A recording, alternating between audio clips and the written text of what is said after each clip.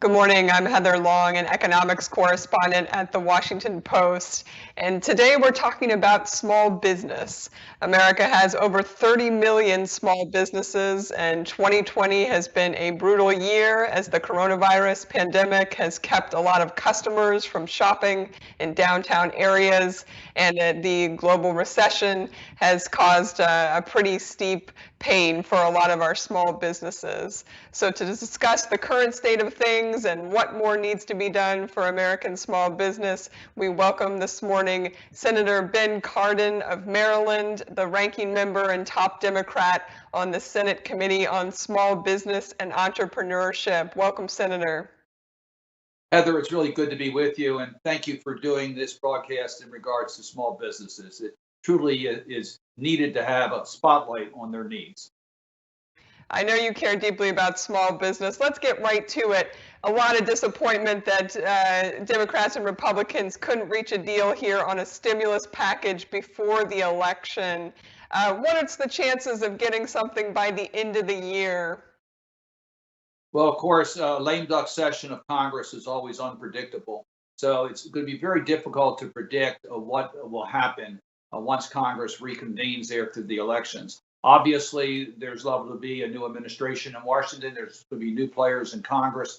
So it's tough to make a prediction as to what can happen in lame duck. But let me say this. Small businesses really can't wait until January for relief.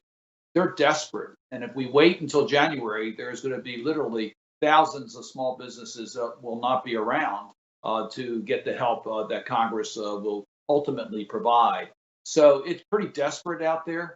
You all talk about small businesses being the growth engine of our economy. That's true. That's where job growth occurs. That's where innovation occurs. But resiliency is not very strong among small businesses, particularly during national emergencies such as COVID-19. So Congress really needs to step up sooner rather than later to help those small businesses that are in desperate need of help. And what kind of help do they need? Is it another round of the Paycheck Protection Program, or is it something a little different this time?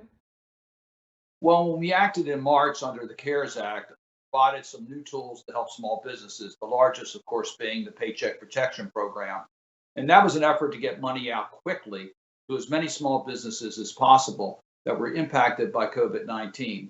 At that time, we expected that the pandemic would be gone by now and that our economy would be back on track. Well, obviously, that was not the case.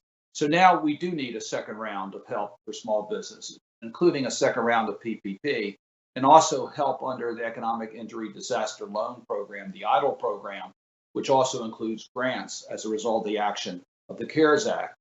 But when we do the next round, we really need to target it to those small businesses that have been really adversely impacted by COVID-19, that have had a significant reduction in revenues. We also need to recognize that the smaller of the small businesses have been hit the hardest. So we really need to target and make sure that the smaller businesses are able to get the help quickly, which was not the case with the first round. And then lastly, we recognize that the underserved, underbanked community did not have the same type of banking connections that the larger small businesses had. And we really need to make sure that we reach particularly minority small businesses, underbanked small businesses, and those small businesses in challenged communities. Yeah, I'm glad you said that. I've heard that a lot as well as I've called around small business owners, just a frustration at how unfair the process was and having to apply oftentimes through banks. Is there a way to ensure that banks must serve all small businesses so that banks would have to process a PPP loan, for instance, even if it's not from their normal customer? Well, in March, when we passed the PPP program, it was a new program. We used the 7A loan program as the vehicle, which were commercial financial institutions. And the complaints were legitimate that those small businesses that didn't have an established relationship with the bank had a really difficult time getting a 7A loan that was a forgivable loan. So, yes, there are ways that we can make sure that the underserved communities are properly represented in the loans that are given out. We can do that by walling off a certain amount of the funds for smaller small businesses or for small businesses located in economically disadvantaged communities, or we can directly allocate money to mission lenders that are more likely to reach those small businesses in the challenged economic communities. So there are ways that we can make it easier. It's going to be very difficult to try to mandate a bank to do business in certain communities or with certain individual small businesses. I think the easier way is to strengthen the tools that we have available in the underserved communities to make sure that they get a fair allocation of the resources. Hmm. One of the questions that I hear a lot from Washington Post readers is people look back at that CARES Act and they say, not all the money has been spent from the CARES Act.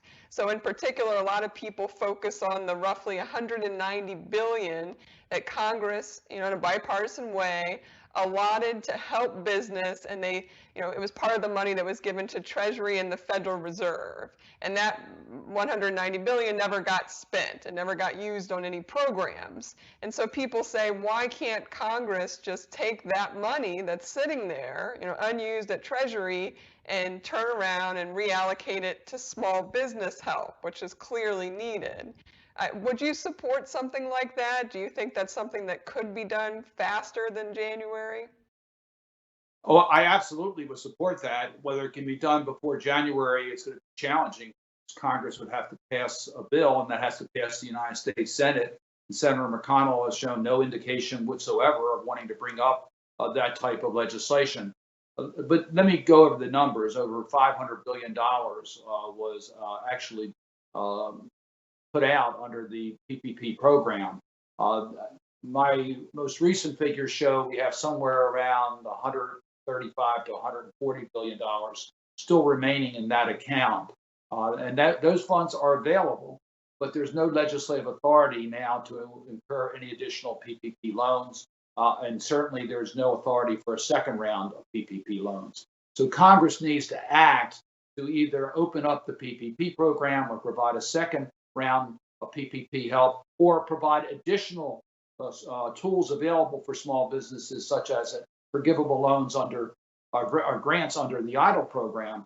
But they certainly have that money that's available, and it should be allocated to small businesses, and it should be done now. It shouldn't wait to 2021. Yeah, that's a good point. There's both unspent PPP money from that first rounds, as well as unspent money for larger businesses over at Treasury and the Federal Reserve. So there's multiple pools of money that could be pulled here. You're talking about urgency. I can hear it in your voice and what you're saying. Senate Republicans have expressed some openness to doing a smaller, more targeted bill that would focus on small business and the unemployed and maybe some testing. Would you support a smaller bill if it came to that, if that was the only option in December? So let me make 2 points about this, Heather. First of all, small businesses need our economy returning to some degree of normalcy and confidence among consumers to go out and participate in our economy. So if we don't provide help to state and local government, if we don't provide help to control the spread of this virus, if we don't provide help to our school system so that they can open as fully as they possibly can safely, small businesses are not going to be at the point where they can continue to do their business. So they need a comprehensive response, not just one just tailored to direct federal help to small businesses. One of the most effective ways that we've helped small businesses is providing resources to state and local governments that then use those funds for grant programs to small businesses in their community. That's been very effective in Maryland, and I know it's effective throughout the country. So as you point out, there are different pools of dollars that become extremely important to help small businesses. So we really need a more comprehensive approach. Second point, I really do not believe Leader McConnell will bring up a bill that would be acceptable for small businesses. We saw them play really a procedural game near the end of I guess about a week ago, in an effort to say we have a cover vote. I think they're more interested in political cover than really providing additional help for COVID relief, whether it's small businesses or larger businesses or our state and local government. So yes, we'll work with our Republicans on a bipartisan bill, but we think it should be comprehensive. But we want to make sure that whatever package is available for small businesses, it really deals with those small businesses that really need the help. Hmm. The other issue I wanted to push you on is liability shield. The Senate Republicans and many in the business community would like some sort of protection, legal protection, if they follow the rules. So if they're trying to do generally the right thing to protect workers and protect customers, then in these uncertain times, they say, look, I don't want to face a lot of lawsuits when I'm trying to do the right thing here. How do you weigh those concerns? I know you listen deeply to the small business community, but you also are concerned about workers. Would you support any version of a liability shield? Does that make sense? It's very interesting, Heather. I'm out in Maryland quite a bit, from mostly virtually, but talking to a lot of different stakeholders. This issue rarely comes up. It has not been a problem. We haven't seen a lot of lawsuits that have been filed against businesses in regards to COVID-19. And it's clear that we have CDC guidelines. We should be following those guidelines. And I think businesses feel comfortable if they provide the protection as CDC suggests, that they'll protect their customers, they'll protect their employees, and there really is not a real risk factor that has been talked about by the Republicans. Secondly, this is an issue that is generally handled at the state level. Liability issues are generally handled locally. And again, legislatures will be meeting. They can take these issues up. They can deal with them as they're needed in their community. I really think it will delay dramatically the COVID relief package if we get into the broad shield of liability, particularly as we are trying to protect workers and customers. We want to make sure that certain guidelines are followed. So it's not as easy as it sounds. We're always open to suggestions, but I really do believe this has been put out there as a way to make it more difficult for us to get the relief out that's needed. Let me ask you another one that I get a lot. Do you think the Federal Reserve's Main Street lending program, so what they created over the summer to try to help small and mid-sized businesses, do you think it's working well? That's a great question, and I'm smiling a little bit because we have been approached by Treasury to take on more of the responsibilities for businesses that generally do not fall under the small business jurisdiction, but under our small business programs. So it looks like the small business programs have been working more effectively than the Main Street programs under Treasury. Uh, the challenge you have under the uh, structure that has been set up, there's specific programs for particular industries, such as the airline industry, and then you have your Main Street programs, then you have your programs for small businesses, and then you have different rules as to size in regards to small businesses. I really do think we need more uniformity as we deal with particularly smaller companies. So I would welcome an opportunity to allow the Treasury Department to learn from what we've learned in small business to make these programs more tailored to those businesses that really need the help. And they're the businesses that depend upon large gatherings that have been really hampered as a result of COVID-19. So I think we can identify those companies through no fault of their own business plans have been challenged because their revenues cannot be anywhere near what it was pre-COVID. Yeah, yeah. You spoke about speaking around your state to many small businesses. What are you hearing? If they're not talking about liability shield, kind of what are those top two or three issues that you hear over and over again? I think number one is, can we get our economy back operating? And they recognize that the failure to control COVID-19, we're still in the first wave. We've never controlled the first wave. That they recognize that consumer confidence is going to be key to their business getting back on track. So they really are anxious for us to do everything reasonable to contain this virus. That means they're very much open to social distancing and wearing masks and making sure that everyone washes their hands frequently and doing those types of things. The point is, though, it costs some additional money. And that's why they said that first round, the CARES Act was a lifesaver, but they're still drowning and they need another round. They have to deal with direct COVID related expenses. They still have revenue declines that are pretty dramatic.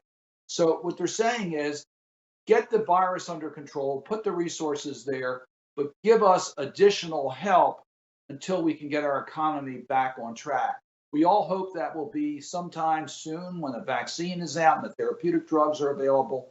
So we just need a little bit more time, and that's where Congress needs to act and provide that lifeline. And by the way, it will help our economy. The CARES Act not only helped businesses, not only helped American families, it helped our economy stay afloat.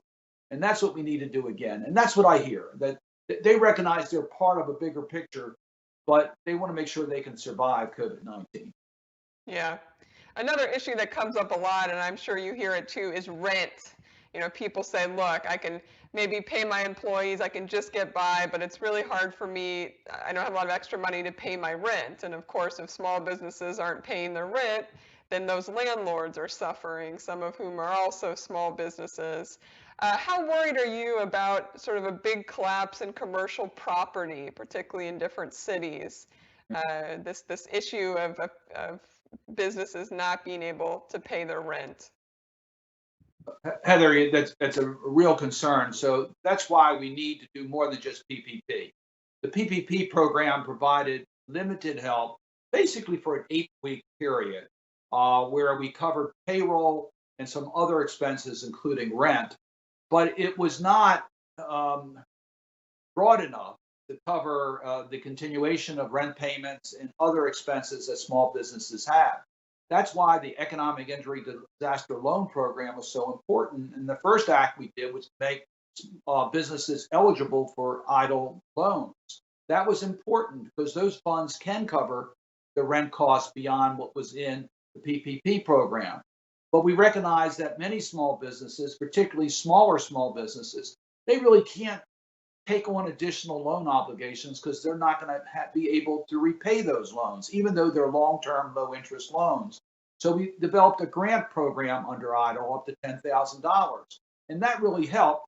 But unfortunately, the SBA ran out of funds and never really fully used that program. So now we're suggesting let's take a look at a larger program under EIDL that would be a grant program that would provide a lifeline for those small businesses located in underserved communities that have had significant revenue losses, so that yes, they can pay their rents, they can keep it not only helps them survive in paying these additional expenses, it also provides stability in the commercial real estate market, which is important, particularly in communities that are desperate not to become deserts for commercial property. So yes, there's more that we can do and more that we need to do. Take a look at these programs that passed the House in the HEROES Act because it does provide additional help to small businesses that will help stabilize the commercial real estate market in underserved communities. Yes. And another issue that comes up a lot when I talk to small business owners is a bit of confusion over whether they're going to have to repay these loans. If they used it mostly for payroll, mostly to keep people in working, they're supposed to have the loan forgiven. It's supposed to turn into a grant under the Paycheck Protection Program. Treasury has obviously come out and made a very streamlined process if the loan was $50,000 or less, so the smaller loans. Do you think that threshold should go higher? Like, do you think if somebody had a loan for $150,000 or less, that it should just be a really easy forgiveness process?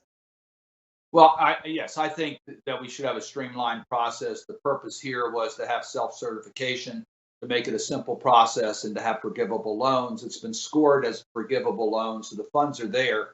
But we want to make sure there is no either intentional or mistakes made in using the funds where they were not eligible to be used. A certain amount must be used for payroll. There's certain requirements in regards to how the monies need to be spent. Businesses need to be able to verify that.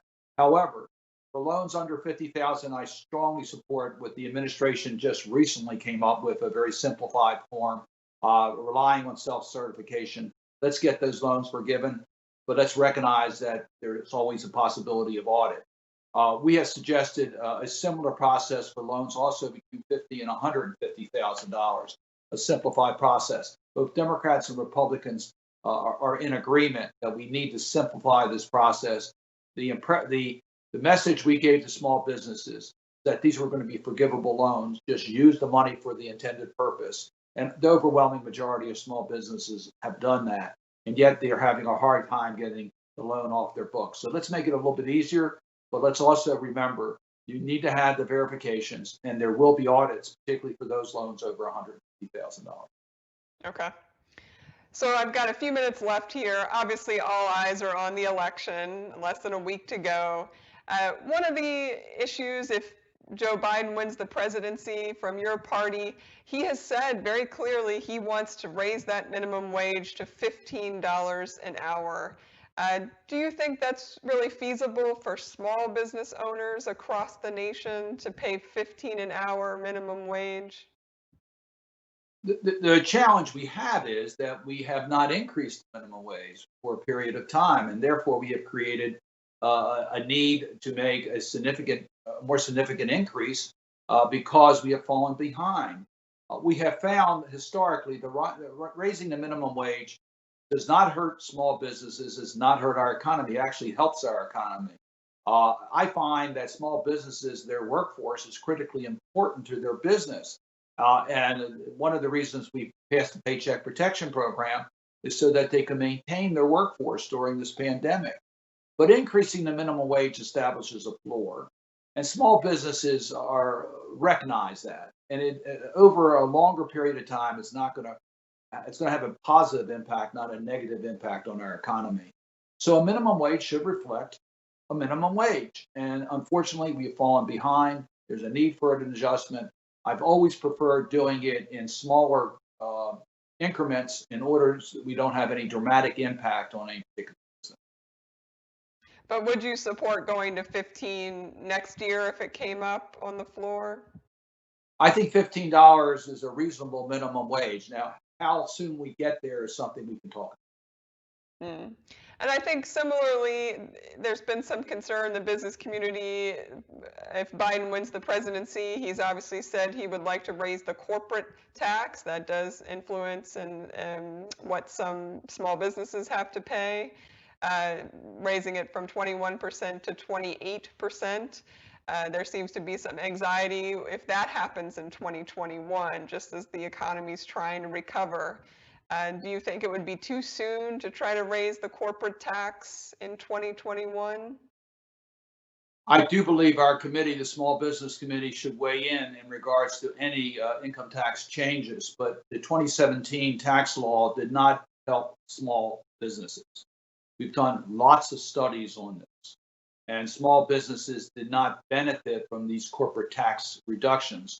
Most small businesses pay under the individual rate, either have pass-through income or they pay their taxes through their personal tax returns. So we have found that for most small businesses, they didn't benefit from 2017 tax change.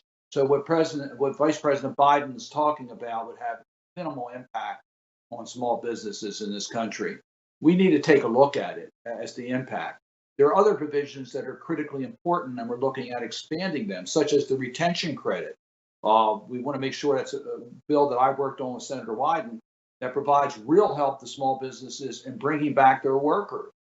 So there are provisions in the tax code that we think need to be changed that will help small businesses, but let's make it fair. And what happened in 2017, the overwhelming benefits went to those that were, as Vice President Biden has drawn the line, over $400,000 of income, as well as the large businesses. So from the point of view of small businesses, the 2017 tax bill actually was negative.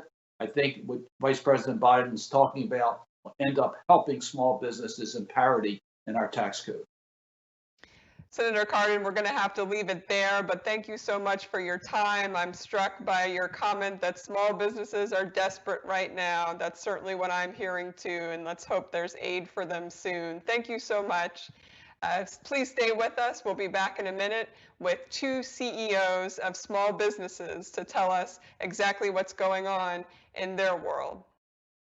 One day, we'll look back and remember the moment that things, for one strange time in our lives, got very quiet.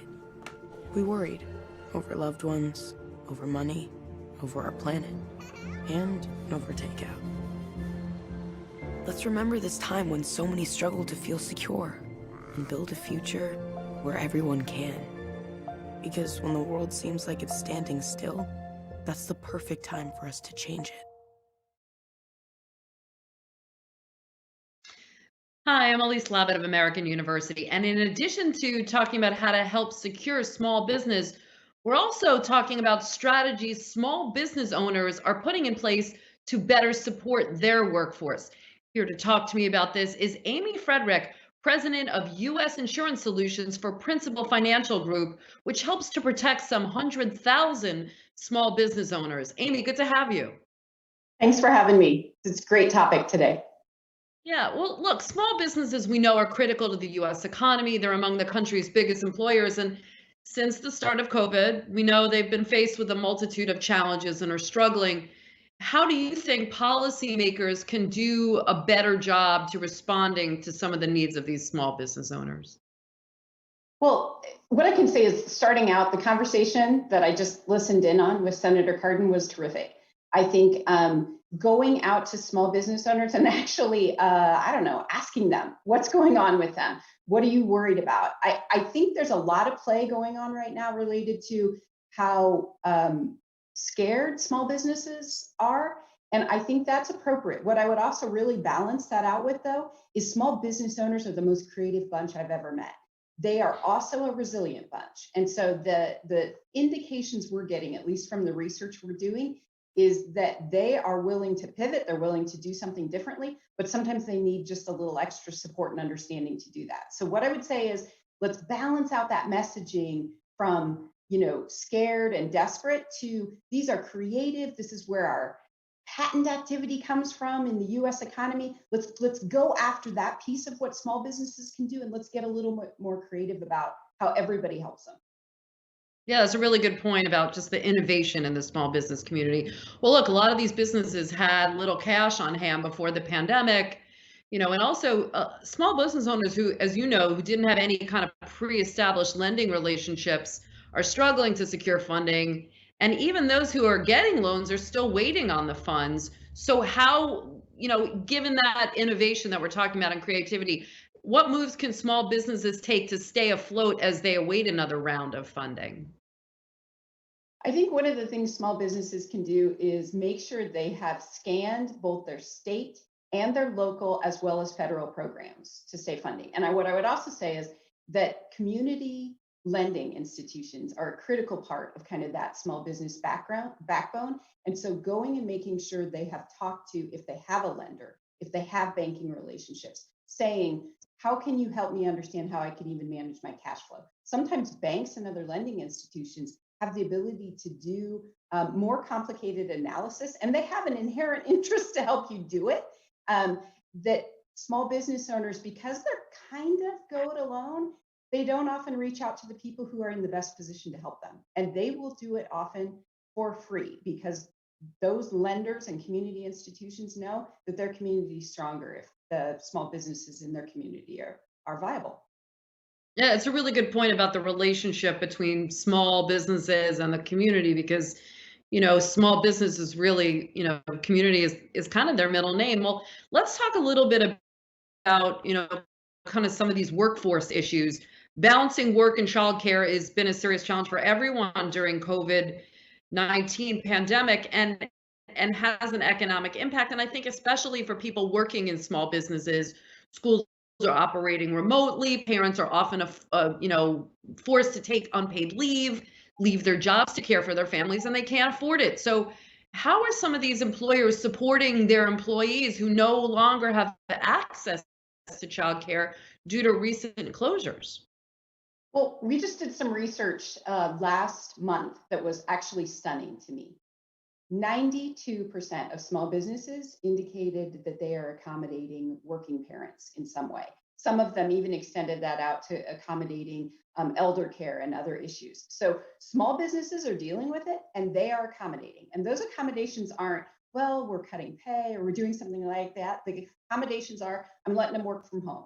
The accommodations are, I'm actually adjusting their hours. I'm letting them kind of put in and say, I can work these hours, I can work these hours, this different employee can work these hours. And so what I'm seeing is small business owners are being incredibly flexible, and they have a ton of impact on working parents. And so they have the ability to make this work or not make this work. And what I'm seeing is small business owners right now, they're making it work.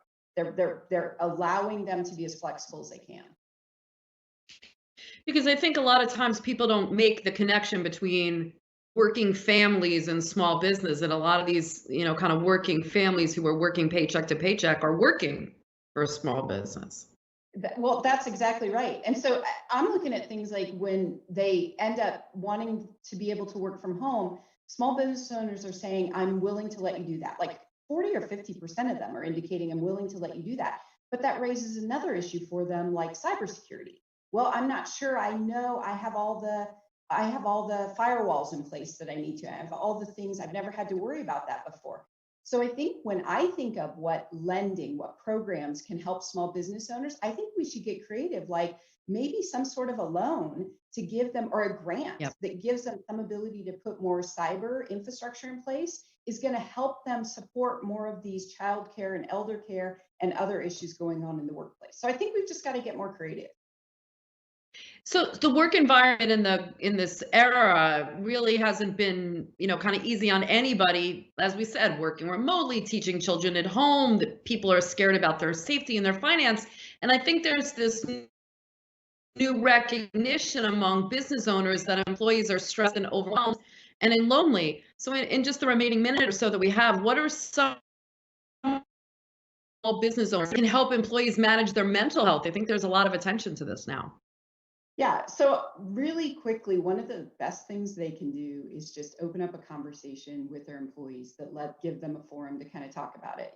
Now I'm not saying show up at work and say, I can't do my work, but show up at work and know that there's a culture there that you can talk about it. Most business owners know that their own employees are struggling and they're sympathetic to that. The other thing I would say is, if you have things like, things that have historically been kind of taken for granted, like insurance or something, sometimes those relationships are entry points into things like employee assistance programs. And there's a certain amount of calls and other things that come free with those services. So go to the people you've done business with in the past for things like insurance and protection and ask them if they can help you more than they're helping you. Because my guess is we can help more than small business owners even know. Well, look, as we've been saying, small businesses, backbone of the U.S. economy, and represent really the innovation and hard work of America. And it's so important to the fabric of society. So we all need to remember to support and protect them. Amy Frederick, President of U.S. Insurance Solutions for Principal Financial Group. Great to talk with you. Thanks so much. Really enjoyed the conversation. Back to Heather.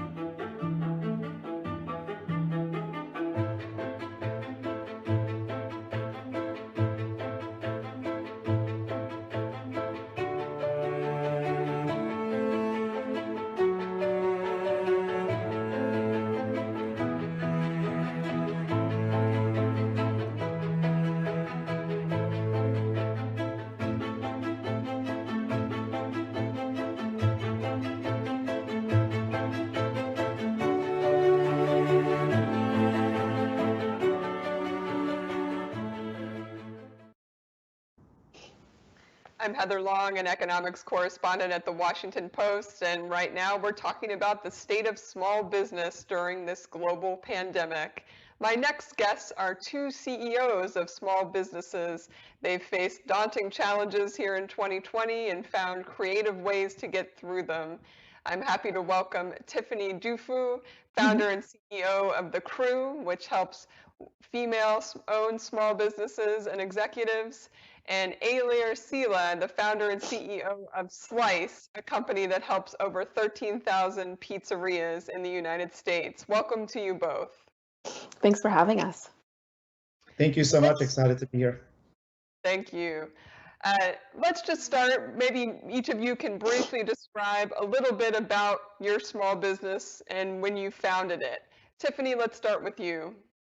Sure. I just want to express gratitude to Washington Post and to Principal. I actually am having a bit of an emotional reaction to the intro to the last section. Business owners, we're not sitting on our couch like eating potato chips, watching the 24-hour news cycle. We're hustling. And so just to listen in on people talking about how much they care, it can be an isolating feeling. And so thank you so much for doing this and for helping us to know that we're not alone in this. I founded my company 2 years ago. We match circles of women who collaborate to meet their life goals together. One of the things about the company that I'm really proud of is that we really rallied together in the wake of COVID to support our members who are across the country.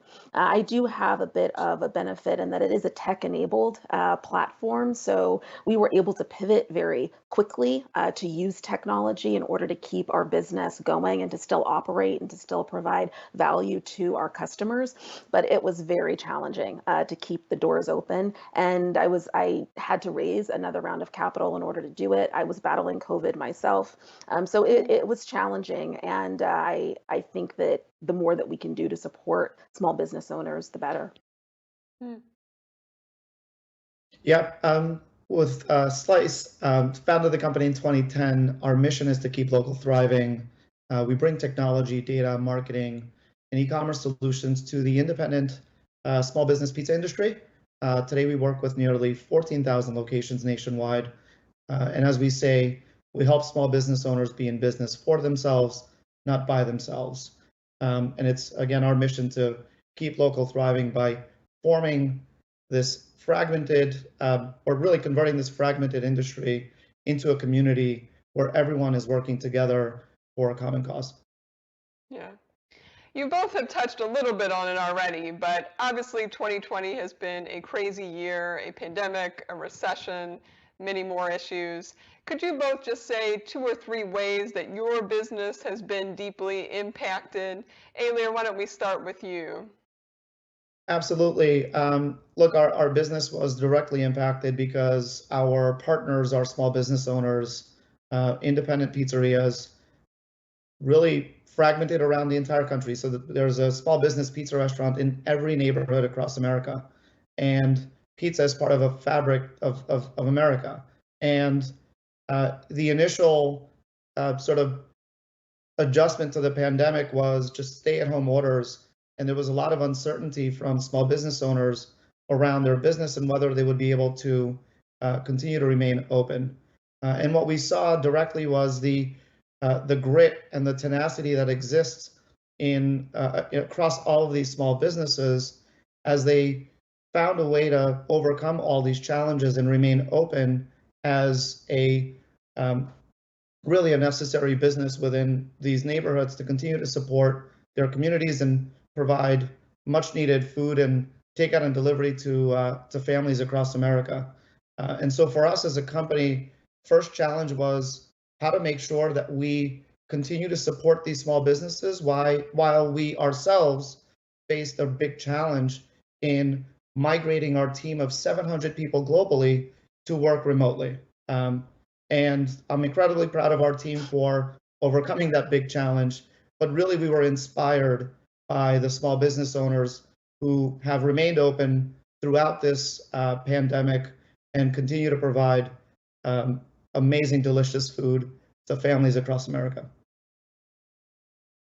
And Ailir, let me just follow up. Are your 700 employees still mostly working remotely today, or is it a mix of people back in office and a remote? No, Yeah, we remain fully remote, and our teams continue to step up every single day. And as I mentioned, just taking a lot of inspiration from small business owners across the country who have risked their lives, to be honest, in order to make sure that they continue to provide for their own families, but also be there for their communities who have supported them throughout the years.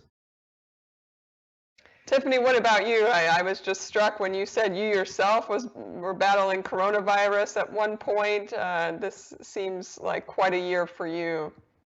Yes, absolutely. And thank you for the work that you're doing. Our family has definitely benefited from the local pizzeria. So thank you for that. Yes, probably the biggest hit to the crew has to do with our model. Our women who apply to the crew and that we match in circles met in person across the country. And what happened immediately was that obviously they would not be able to do that. And yet there are women who are business owners themselves, who are executives, who have families who, in the wake of this crisis, needed more support. So we immediately had to figure out how do we move to a tech model in which our crews are meeting over Zoom. How do we shift our inquiry-based coaching practice in such a way that it can work virtually? And so it was really an operational lift for us to figure out how to make this work. Ultimately, it turned out to be a catalyst. So, sometimes there are silver linings in the wake of a crisis. We learned that our model actually works better virtually for really busy women. There's no commute. They can nurse their babies during a crew gathering. They could do their daughter's hair during the gathering. And so it allowed us actually to open up the platform and to start matching women by time zone instead of city, since they didn't need to commute to see one another in person. So in some ways you can learn a lot as a business owner when there's a crisis and you really have to evolve. So that was one of the impacts. But again, everyone is hustling. I did have to battle and manage my own health. We're, as business owners, we're not just business owners. We're parents. You've got to manage your kids who are doing, homeschooling and trying to do all of this virtually. I was battling my own health. I think it's important to note that, particularly for Black business owners, there is also the weight of the breaking of Black bodies all of a sudden becoming breaking news, and the Black Lives Matter movement. Nearly half of small businesses that are run by Black people that are Black owned have already been wiped out. And some of them are the backbones of our communities. And so I think not having access to the capital is a real challenge. Not banking with a bank that had a process that was streamlined is definitely a challenge. And I think the more that we can support these businesses with having operational efficiency and using technology in a way to support them in moving forward, I think it's going to be really challenging. I was noticing that the business that did the best in the wake of COVID in my neighborhood, there are restaurants on every corner on my block. And the one that did the best was the Mexican restaurant that already had online ordering in place. They already had a digital business in place. That was the one that did the best. And we've just been spending our dollars on all the rest of them. Yeah. Tiffany, I wanted to follow up. You had mentioned that you had to do, I think, some additional fundraising during this period to help you out. And I believe you had told the Post that you didn't have to lay anybody off, but you were trying to look for ways to manage payroll and particularly during the height of the crisis. Talk me through kind of having to deal with those financial challenges and wanting to keep your staff fully there. Of course. I mean, as a business owner, you feel responsibility to the people whose, livelihoods that are in your hands. It's an enormous responsibility. You don't want to lay anyone off. You don't want to cut anyone's salary at a time when their families need it, now more than ever.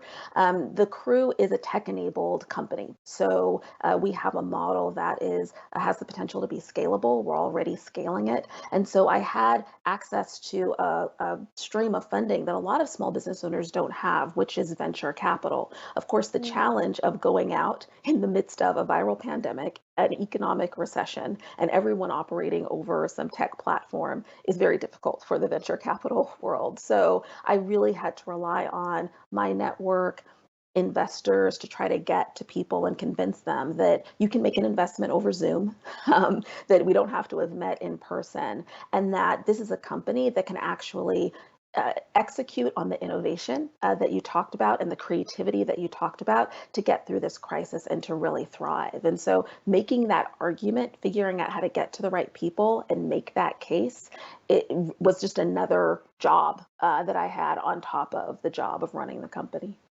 Yeah. Ayler, I want to turn to you. Obviously, as Tiffany was just saying, and I'm the same, a lot of people have been ordering quite a few pizzas lately, and even more so than normal. And I believe you've shared with the Post that your business sales have almost doubled during this period. How did you manage that? Did you need to bring on more people or get more funding in the middle of this period? Yeah, look, as Tiffany mentioned as well, technology really is at the forefront of how small businesses can adjust and obviously take advantage of the changing consumer habits. But really, they need to embrace technology in order to continue to thrive. And so the result of our business performance has been really small businesses for the first time being completely open and embracing the change that is necessary and that digital transformation that is required in order for them to succeed in today's digital first world. And so part of the reason behind our success has been, one, the existing partners on our network that had already set themselves up for success by adopting an end-to-end online ordering solution and marketing solution for digital channels. But then we've seen an acceleration of small businesses coming inbound and looking to partner with Slice in a way that allows them to also participate, in this digital economy. Excuse me. In order to fund those efforts and continue to accelerate our product roadmap and all of the channels that we've enabled for small business, and I'll give you an example. By joining Slice, and a small business pizzeria gets access to our world-class app, Google Food Ordering, ordering through Instagram and Facebook, ordering through Nextdoor, and many channels like those, just really with the flip of a switch. And again, in order to fund those efforts, we did raise a round of funding about 5 months ago. It was a $43 million round that we're really excited about. And we introduced a new partner at Slice in KKR. And can I just ask, there's always a lot of debate. Everyone wants to help their local small businesses, particularly restaurants that are beloved in the community. From a customer point of view, are there ways that people should be ordering, obviously your own platform, but sometimes people debate, should you be using these intermediary delivery services versus ordering directly from your local restaurant, either calling or through their own website? Is there any advice you would give customers who really want to help pizzerias and other local restaurants? Absolutely. Look, the goal is to make sure that consumers are ordering from the channel that is best for them, but also the most efficient channel for the small business. I'm incredibly proud about really our business model and how fairly priced we are as a first-party solution for small businesses. And so the reality is that the consumer habits have to really evolve and change into digital channels, and small business owners need to adopt those channels in order to have a chance at succeeding long term. The reality is that if we call, it costs more for the pizzeria to answer that phone because they need to have somebody there at all times. A lot of times these locations are owner operated, and you have the owner really doing all these jobs directly themselves. And so without a doubt, digital channels are the most valuable channels for small business. However, they also can't be a massive tax on their bottom line. And so when you look at third-party solutions that are really designed more for new customer acquisition, those have value, but they cannot replace your most important channels. They cannot be your first-party solution. And what Slice does is comes in and we really become that first-party partner, not only in empowering the digital channels, but we also find ways to lower the cost of operations through shared services and economies of scale. So I'll give you an example. We lowered the cost of buying pizza boxes or the printed menus that you see inside some of these locations, cups, napkins. We also empower the small business with data that allows them to be more valuable in the online world.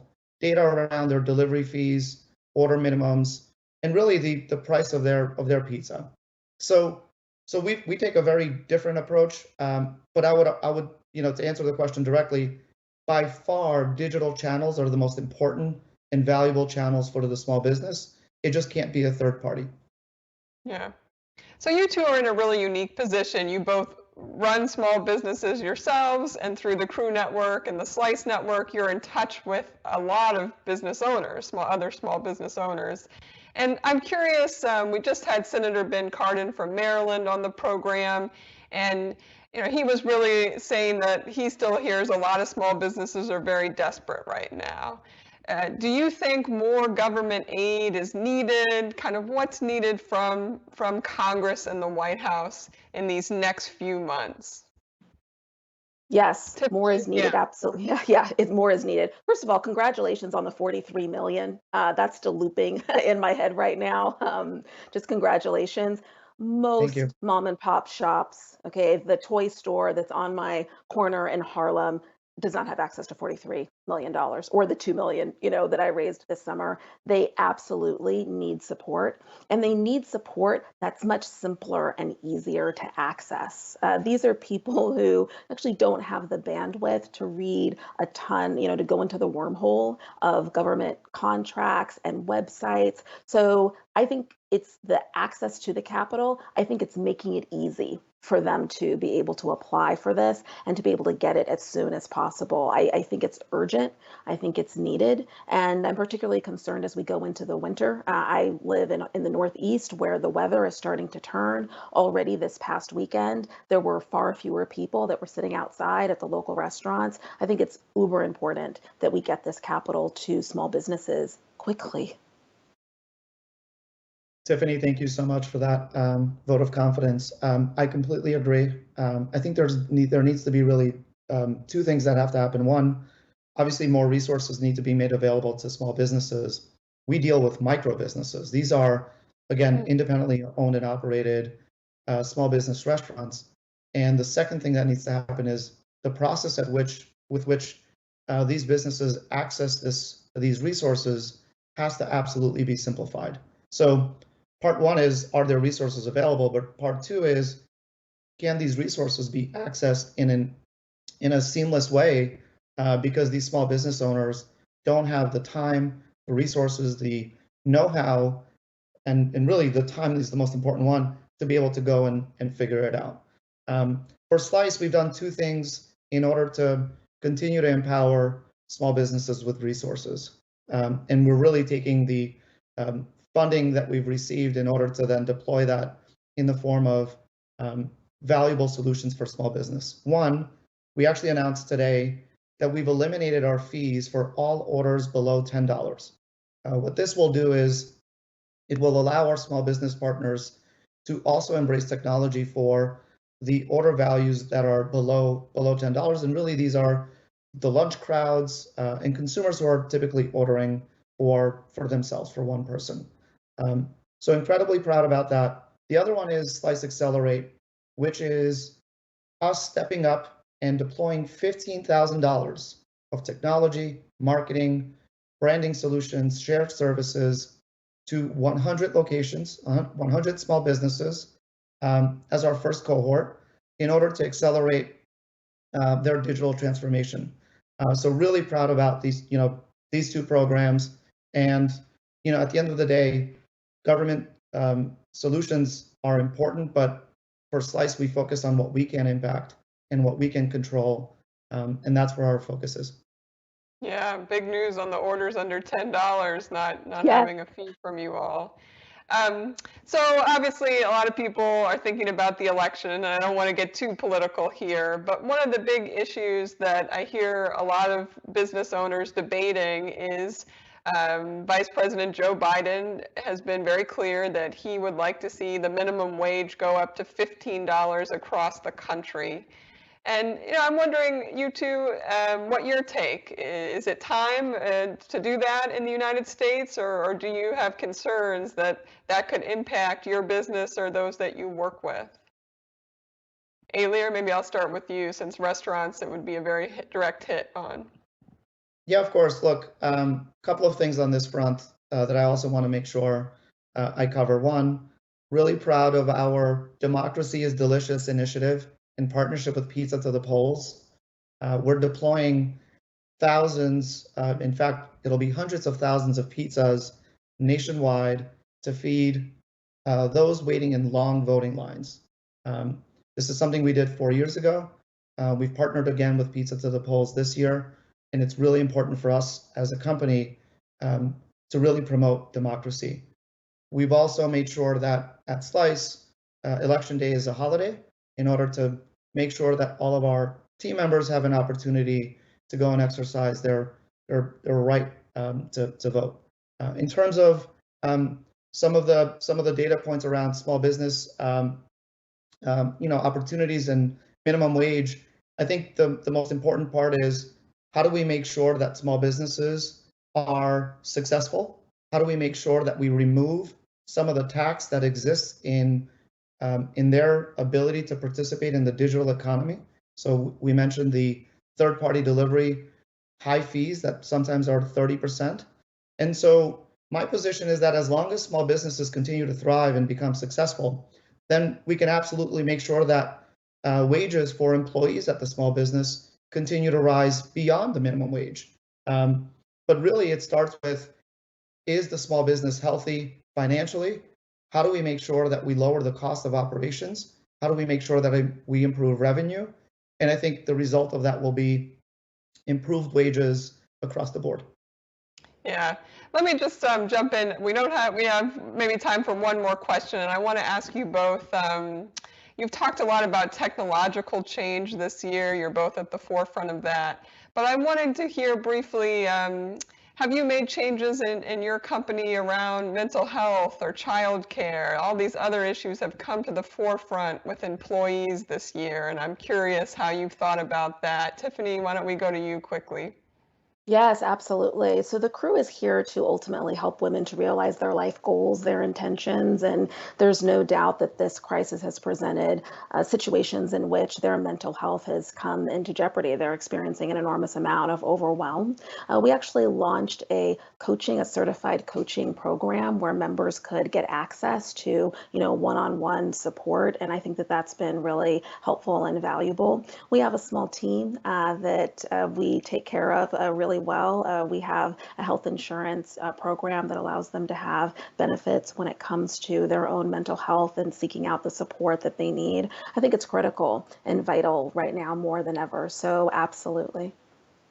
Alir, what about you? You've got 700 employees, a lot of different needs right now. How have you had to think differently? Yeah, absolutely. A lot of the similar initiatives that Tiffany just shared, obviously mental health, incredibly important, and really finding ways to connect our team members socially so that everything isn't just simply about the work that we do.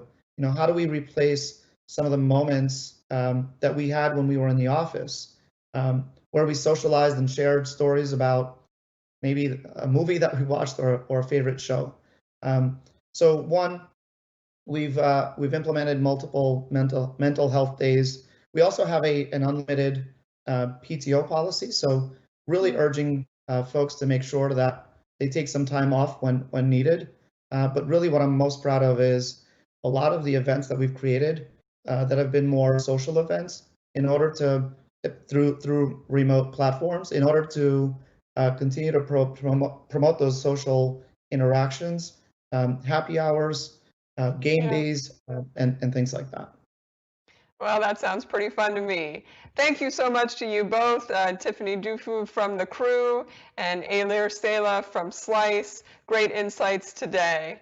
And to our viewers, join us again at 1 p.m. today when my colleague Robert Costa will speak with Acting Director of White House Domestic Policy, Brooke Leslie Rawlinson, as well as another Democratic representative. We thank you so much for joining us today, and stay tuned for all of our upcoming events on WashingtonPostLive.com. Thank you.